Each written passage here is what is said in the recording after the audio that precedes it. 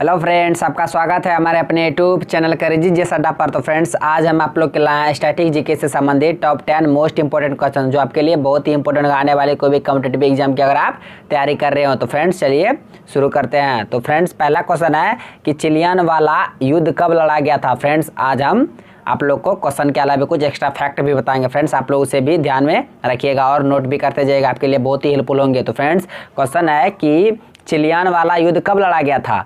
तो ये नाम आप पहली बार सुना होगा, यानी तो अगर कोई पढ़ा होगा तो कोई बात नहीं, तो हम बता दे रहे हैं आप लोग को।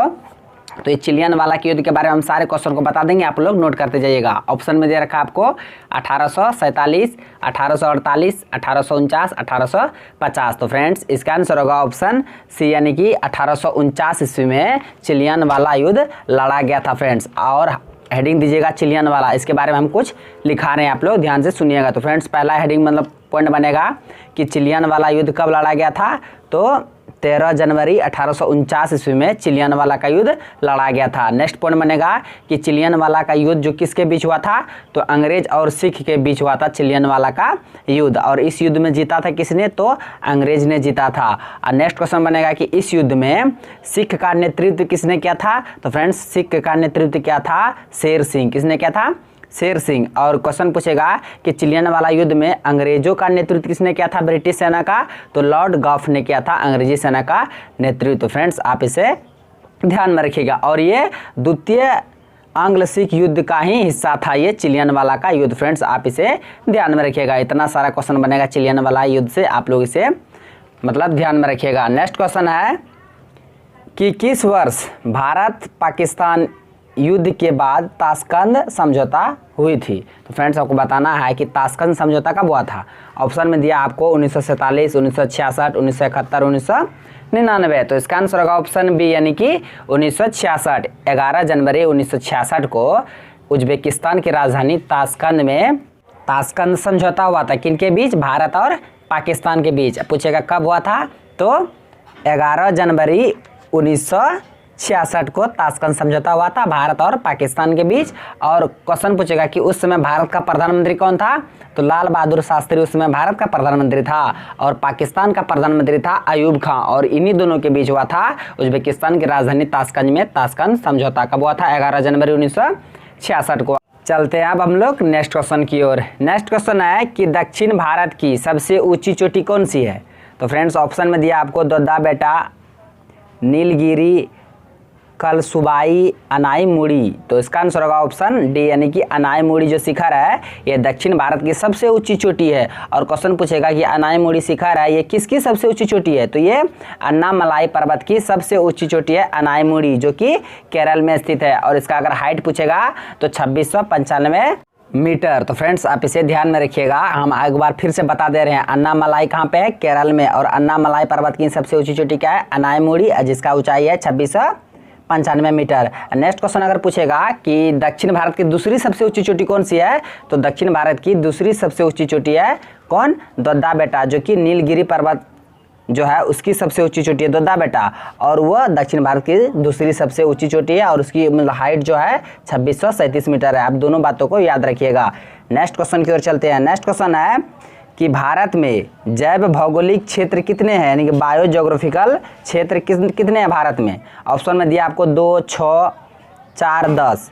तो इसका आंसर होगा ऑप्शन डी, यानी कि 10। भारत में कुल 10 जैव भौगोलिक क्षेत्र हैं। फ्रेंड्स चूंकि देखिए भारत एक बहुत बड़ा विविधता वाला देश है, आप लोग जानते ही होंगे, जहां विश्व का ना लगभग 10% से भी मतलब अधिक प्रजाति पाई जाती है भारत में। और जो भारत में जैव विविधता का जो बड़ा स्रोत है उसको मतलब 10 भागों में बांटा गया। और 10 जो भागों में बांटा गया कौन कौन है हम आप लोग को बता दे रहे हैं। पहला हो गया लद्दाख का जो ट्रांस हिमालय है वो, दूसरा हिमालय हो गया, तीसरा तराई क्षेत्र हो गया, चौथा गंगा ब्रह्मपुत्र मैदान हुआ वो हो गया, पांचवा हो गया थार मरुस्थल, छठा हो गया दक्कन का पठार, और सातवां हो गया पूर्वोत्तर भारत, आठवां हो गया पश्चिमी घाट, उसके बाद नौवां हो गया अंडमान निकोबार द्वीप समूह, और 10वां हो गया पश्चिमी और पूर्वी घाट। तो ये 10 भौगोलिक क्षेत्र हैं भारत के। आप इस 10 को नाम याद रखिएगा। क्वेश्चन पूछेगा इनमें से कौन भौगोलिक क्षेत्र है, आप लोग 10 का नाम याद रखिएगा तो ना बता पाइएगा कि इनमें से कौन है कौन नहीं है। तो आप ये 10 को ध्यान में रखिएगा। चलते हैं अब नेक्स्ट क्वेश्चन की ओर। नेक्स्ट क्वेश्चन है फ्रेंड्स कि सामाजिक त्योहार ये नुआखाई पर्व है, त्योहार है, ये भारत के किस राज्य से संबंधित, यानी कि किस राज्य में मनाया जाता है नुआखाई त्योहार। ऑप्शन में दिया है उड़ीसा, तमिलनाडु, असम, कर्नाटक। तो इसका आंसर होगा ऑप्शन ए, यानी कि उड़ीसा में नुआखाई त्योहार मनाया जाता है फ्रेंड्स। और ये उड़ीसा का बहुत ही महत्वपूर्ण त्योहार है जो भादौ महीने में मनाया जाता है, यानी सितंबर महीने में मनाया जाता है। और इस त्यौहार में जो नए चावल होता है उसका खीर का भोग माँ लक्ष्मी को चढ़ाया जाता है, मीन लगाया जाता है, और त्यौहार में नए चावल का ही प्रयोग किया जाता है। तो ये नुआखाई कहाँ का त्यौहार है? उड़ीसा का त्यौहार है। जब फसल कटाई के समय, मतलब नया फसल जो कटाई होता है उस समय मनाया जाता है नुआखाई त्यौहार, ये उड़ीसा में मनाया जाता है। आप इसे ध्यान में रखिएगा। चलते हैं अब नेक्स्ट क्वेश्चन की ओर। नेक्स्ट क्वेश्चन है कि अंबुबाची मेला का आयोजन पूर्वोत्तर जो भारत है वो किस राज्य में किया जाता है? अंबुबाची मेले का जो आयोजन होता है ये पूर्वोत्तर भारत के किस राज्य में किया जाता है, किस राज्य में होता है अंबुबाची का मेला? ऑप्शन में है अरुणाचल प्रदेश, नागालैंड, असम, मिजोरम। तो फ्रेंड्स इसका आंसर होगा ऑप्शन सी, यानी कि असम में अंबुबाची का मेला लगता है फ्रेंड्स। और ये जो मतलब मेला है असम में, अंबुबाची मेला, ये असम में एक कामाख्या माँ का मंदिर है असम में, और उसी मंदिर में ये अंबुबाची का मेला लगता है।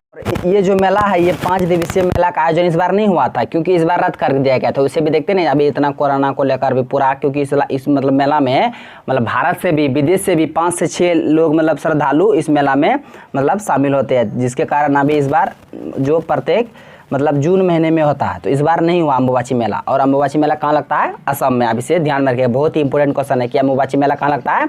असम में। और किस मंदिर में? कामाख्या माता का मंदिर में। क्वेश्चन कभी पूछता भी है कि कामाख्या माता का मंदिर कहाँ पे है, किस राज्य में स्थित है? तो कामाख्या माँ का मंदिर है असम में। कहाँ पे है? असम में। तो फ्रेंड्स तो चलते हैं अब नेक्स्ट क्वेश्चन की ओर। नेक्स्ट क्वेश्चन है कि भारत का सबसे पुराना उच्च न्यायालय यानी हाई कोर्ट कौन सा है? ऑप्शन में दिया है मुंबई उच्च न्यायालय, मद्रास उच्च न्यायालय, इलाहाबाद उच्च न्यायालय, कलकत्ता उच्च न्यायालय। तो इसका आंसर होगा ऑप्शन डी, यानी कि कलकत्ता उच्च न्यायालय भारत का सबसे पुराना उच्च न्यायालय है।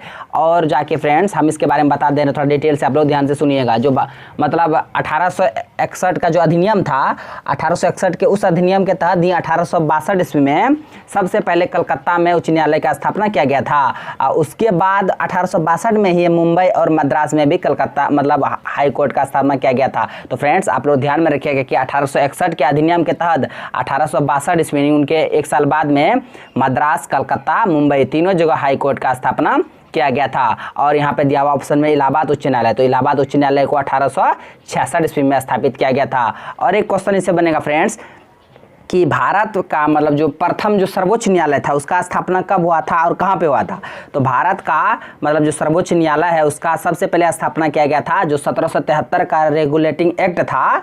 उस 1773 का रेगुलेटिंग एक्ट के तहत 1774 ईस्वी में कलकत्ता में सबसे पहले मतलब भारत में सर्वोच्च न्यायालय का स्थापना किया गया था। तो फ्रेंड्स सर्वोच्च न्यायालय अभी तो वर्तमान में उसका है मतलब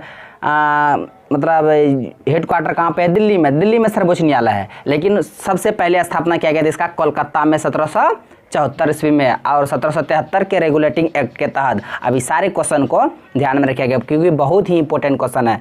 नेक्स्ट क्वेश्चन की ओर चलते हैं। वर्तमान और बता दें फ्रेंड्स, वर्तमान में कुल 25 हाईकोर्ट है। 25 हाईकोर्ट कौन सा है? 25वां नया हाईकोर्ट कौन बना है? तो आंध्र प्रदेश का अमरावती में हाईकोर्ट बना है 25वां हाईकोर्ट। आप इसे ध्यान में रखिएगा। तो चलते हैं अब नेक्स्ट क्वेश्चन की ओर।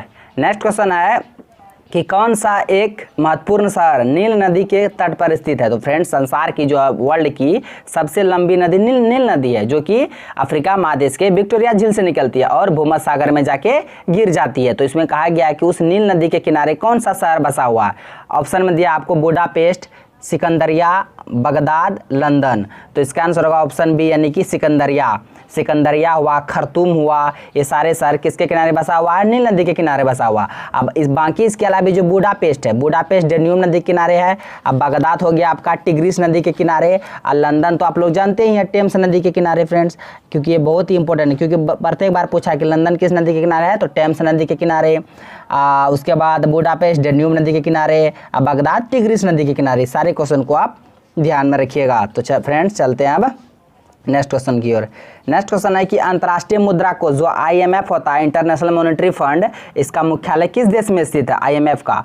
तो ऑप्शन में आपको चीन हुआ, अमेरिका, कनाडा, सिंगापुर दिया। तो इसका आंसर होगा ऑप्शन बी, यानी कि अमेरिका में, अमेरिका के वाशिंगटन DC में उसका जो राजधानी है वहाँ पे IMF का मुख्यालय स्थित है फ्रेंड्स। और इससे क्वेश्चन पूछेगा जो IMF है उसका स्थापना किस सम्मेलन के तहत हुआ था? तो ब्रिटेन वुड्स सम्मेलन 1944 के तहत 1945 में IMF की स्थापना किया गया था फ्रेंड्स। और ब्रिटेन वुड्स सम्मेलन 1944 के तहत ही वर्ल्ड बैंक जो है, विश्व बैंक और इंटरनेशनल मॉनेटरी फंड, ये दोनों का स्थापना किया गया था 1945 में। और ये दोनों का मुख्यालय भी, हेडक्वार्टर कहाँ भी है? वाशिंगटन DC में। तो फ्रेंड्स आप इसे ध्यान में रखिएगा। और कभी कभी क्वेश्चन पूछता है कि IMF का मुद्रा का नाम क्या है? तो फ्रेंड्स IMF का जो मुद्रा आता है उसका नाम है SDR, उसका होता है स्पेशल ड्राइंग राइट्स। और क्वेश्चन पूछेगा कि मतलब IMF का मतलब मुद्रा में न्यू मुद्रा अभी कौन सा देश का शामिल हुआ? तो चीन का रेनमिनबी मुद्रा को अभी शामिल किया गया है IMF में, और उसका मुद्रा का नाम क्या है? SDR। तो फ्रेंड्स सारे क्वेश्चन को आप ध्यान में रखिएगा। तो फ्रेंड्स वर्तमान में अभी IMF में क्वेश्चन पूछेगा कितना देश सदस्य है? तो 189 देश अभी IMF में सदस्य है। और फ्रेंड्स IMF जो मतलब अपने सदस्य देशों का जो मतलब भुगतान संतुलन करता है, मतलब जो समाधान, कोई भी समस्या का समाधान करता है, जो ऋण देता है, वो अल्पकालीन ऋण उपलब्ध कराता है। कौन? IMF अपने सदस्य देशों का। आप इसे भी ध्यान में रखिएगा। तो चलते हैं अब नेक्स्ट क्वेश्चन की ओर। नेक्स्ट क्वेश्चन है कि निम्नलिखित में से कौन सा महाराष्ट्र का लोक नृत्य है? ऑप्शन में दे रखा आपको गरबा, तमाशा, उसके बाद डांडिया, भांगड़ा। तो इसका आंसर होगा ऑप्शन बी, यानी कि तमाशा जो है ना महाराष्ट्र का लोक नृत्य है। इसके अलावा गरबा तो गुजरात का हो गया, डांडिया कहाँ का हो गया? डांडिया भी कहाँ का है? गुजरात का है। उसके बाद भांगड़ा कहाँ का है? ये पंजाब का है। भांगड़ा कहाँ का है फ्रेंड्स? तो ये पंजाब का है। तो फ्रेंड आप इसे ध्यान में रखिए, मतलब डांडिया हुआ, गरबा हुआ, ये दोनों गुजरात का है। अब भांगड़ा पंजाब का है। तमाशा किसका है? तमाशा हुआ, लावनी हुआ, ये सारे महाराष्ट्र का है। तो फ्रेंड्स त्योहार से भी क्वेश्चन पूछते हैं, नृत्य से भी क्वेश्चन पूछते हैं। सब टॉपिक को आप लोग देख लीजिएगा कोई भी एग्जाम देने से पहले। तो फ्रेंड्स आज का क्वेश्चन बस यहीं तक था। सारे क्वेश्चन आपको हम बता दिए। अगर आप नए हैं तो मेरे यूट्यूब चैनल कर दीजिए, जिस अड्डा को सब्सक्राइब करें और बेल आइकन भी हिट कर दीजिए, ताकि हर एक लेटेस्ट वीडियो का नोटिफिकेशन तुरंत आप तक पहुंच जाए। Thanks for watching video. धन्यवाद। मिलते हैं अब नेक्स्ट वीडियो में।